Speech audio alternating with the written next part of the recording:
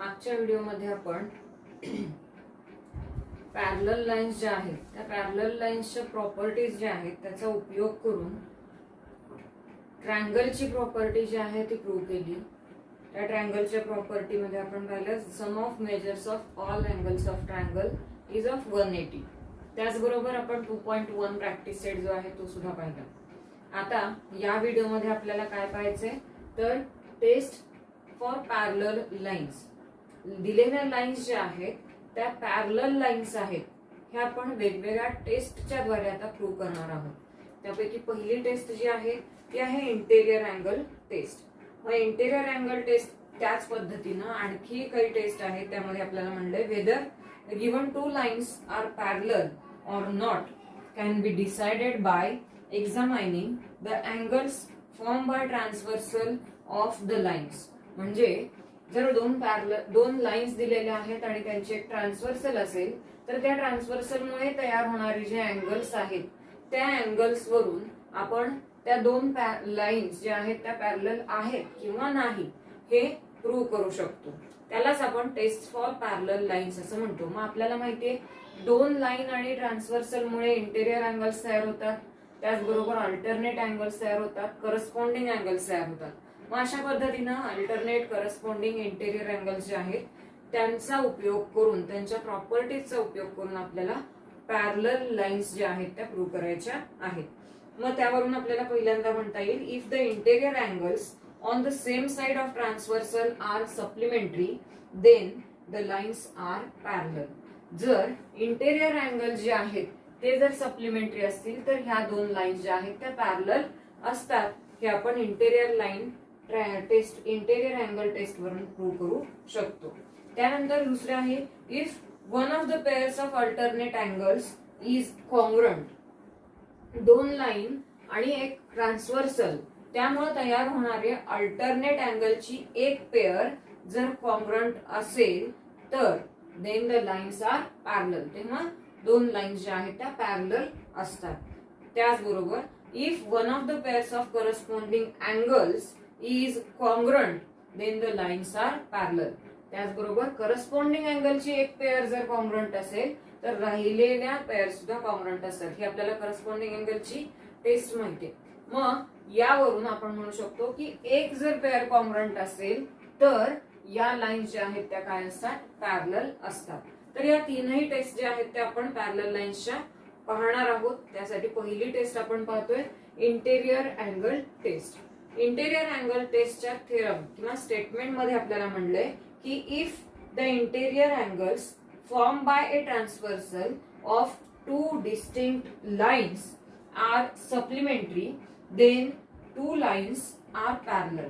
Interior angles जे आहेत दोन वेगवेगळ्या लाईन आणि ट्रान्सव्हर्सल मुळे तयार होणारे इंटेरियर अँगल्स जे आहेत ते जर सप्लिमेंटरी असतील तर दिलेल्या लाईन्स पॅरलल असतात. त्यामध्ये आपल्याला डायग्राम आपण काढली, दोन लाईन काढल्यात ए बी आणि सी डी आणि त्या लाईनची एक ट्रान्सव्हर्सल आपण काढली एक्स वाय.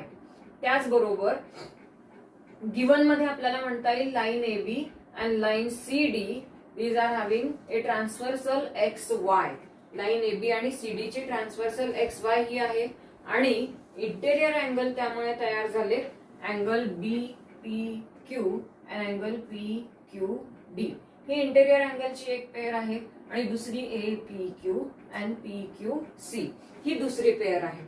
आता ह्या दोन्ही पेअर पैकी कुठलीही एक पेअर आपण सध्या विचारात घेऊया. ही pair angle B P Q and angle P Q D. हे दोन्ही अँगल जे आहेत ते इंटेरियर अँगल्स आहेत आणि आपल्याला प्रॉपर्टी माहिती आहे इंटेरियर अँगल्सची की angle B P Q plus angle P Q D is equal to 180. तर गिवन मध्ये आपण काय लिहू शकतो की line X Y is a transversal of line A B and line C D. A B आणि सी डी लाईनची X Y ही ट्रान्सव्हर्सल आहे आणि angle B P Q plus angle P Q D is equal to 180. हे आपण given मध्ये लिहू शकतो. What will we have to prove line A B is parallel to line C D. A B आणि C D ह्या दोन lines parallel आहेत हे आपल्याला प्रूव्ह करायचे म्हणून आपण टू प्रूव्ह मध्ये ते लिहिलं. आता या थेरमचं प्रूफ जे आहे ते आपल्याला इनडायरेक्ट मेथडने प्रूव्ह करायचंय. मग इनडायरेक्ट मेथडने प्रूव्ह करायचंय म्हणजे आपल्याला काय करायचंय तर कॉन्सिक्वेंट जे आहे दिलेल्या स्टेटमेंट मधलं जे कॉन्सिक्वेंट आहे देन नंतर येणारे जे वाक्य आहे ते मुळात रॉंग आहे, चुकीचं आहे हे आपल्याला गृहीत धरावं लागतं. म्हणून इथे आपल्याला काय म्हणावे लागेल की या स्टेटमेंट मध्ये म्हणलंय की if interior angles form by transversal of two distinct lines are supplementary then. आता देन नंतर येणारं वाक्य जे आहे ते काय असणार आहे, रॉंग असणार आहे, चुकीचं असणार आहे हे आपण गृहीत धरायचे. Then the two lines are parallel, तेव्हा दोन लाईन्स पॅरलल असतात. मग line AB and CD if this two lines are not parallel, हे आपल्याला काय करावं लागेल, इथं गृहीत धरावं लागेल. Because we have to prove this proof by indirect method. तर इनडायरेक्ट मेथडने आपल्याला हे प्रूव्ह करायचंय, म्हणून आपण कॉन्सिक्वेंट जे आहे ते काय म्हणतोय, रॉंग म्हणतोय. Therefore we write here if line AB and line CD are not parallel lines, जर ह्या दोन पॅरलल लाईन्स नसतील तर त्या एकमेकांना पुढे जाऊन काय होतील, इंटरसेक्ट होतील. म्हणजेच ही डायग्राम जी आहे ती डायग्राम अशा पद्धतीनं होईल. Line AB and line CD are intersect at each other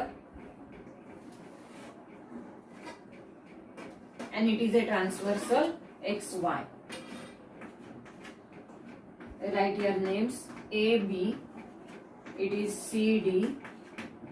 These points are P and Q, and these two lines are intersects at point T. It is line XY. तर अशा पद्धतीनं जर AB आणि CD ह्या दोन lines parallel नसतील म्हणजेच त्या काय होणार, पुढे जाऊन एकमेकांना इंटरसेक्ट होणार. तर आपण ती डायग्राम काढली, AB and CD intersect at point T. तर ह्या T पॉइंट मध्ये जर इंटरसेक्ट होत असतील तर आपल्याला इथे ट्रायंगल मिळेल, triangle PQT. If this two lines are intersect at point T, then we get a triangle PQT. Therefore, write here indirect proof.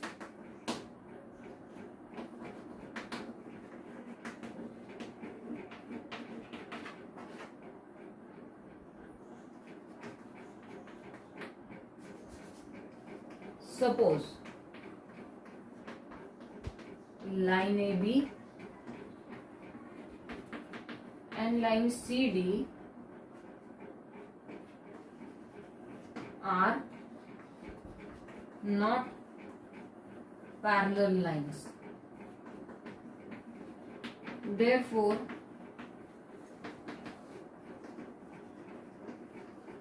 they intersect at point T. T point मध्ये intersect होत आहेत म्हणजेच we get triangle PQT. त्या triangle PQT आपल्याला मिळालाय. ट्रायंगलची property आपल्याला माहिती आहे, sum of measure of angles of triangle is of 180. Therefore we write here angle TPQ plus angle PQT plus angle PTQ is of 180. The reason is angles of triangle. Angle TPQ, PQT and PTQ is equal to 180. But we have given here angle BPQ plus angle PQD is equal to 180. Therefore write here but angle BPQ plus angle PQD is equal to 180. Here angle BPQ is nothing but angle TPQ and angle PQD is nothing but angle PQT.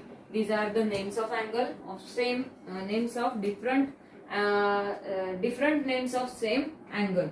Therefore, from 1 to 4 angle TPQ plus angle PQT is equal to 180. Now,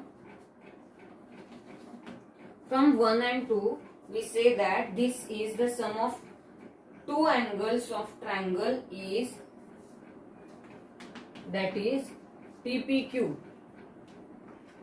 and PQT, these two angles. म्हणजे यावरून आपल्याला काय म्हणता येईल की ट्रायंगलचे दोन अँगलची बेरीज जी आहे ती 180 येते. ह्या स्टेटमेंट वरून आपल्याला इथं समजतंय की that is the sum of two angles of triangle is 180.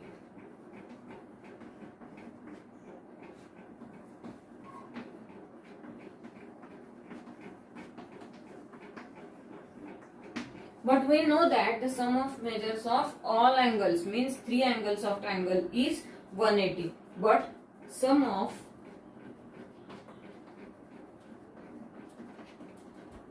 three angles of triangle is 180.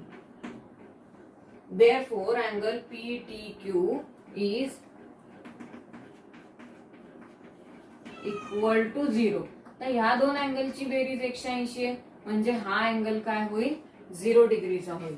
It means that this angle becomes 0 degree and line PT and line QT means the line AB and line CD. These are not distinct lines.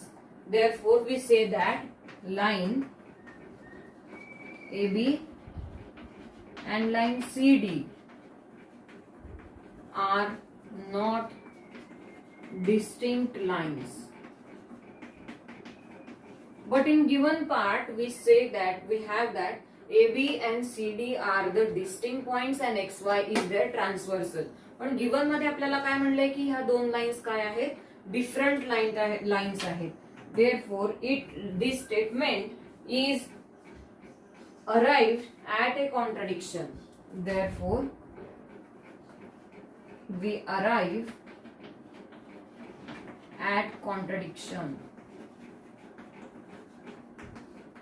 मग given part जो आहे त्याच्याशी हे statement काय होतंय, contradictory दिसून येते. Therefore, our assumption is wrong and line AB and line CD are the parallel lines. Therefore, our assumption is wrong. It means that line AB parallel line CD. यावरून आपण काय म्हणू शकतो, लाइन AB आणि CD ह्या parallel lines आहेत. This property is called as the interior angle test of parallel lines. तर ह्याच प्रॉपर्टीला आपण इंटेरियर अँगल टेस्ट जी आहे ती पॅरलल लाइन्सची म्हणू शकतो.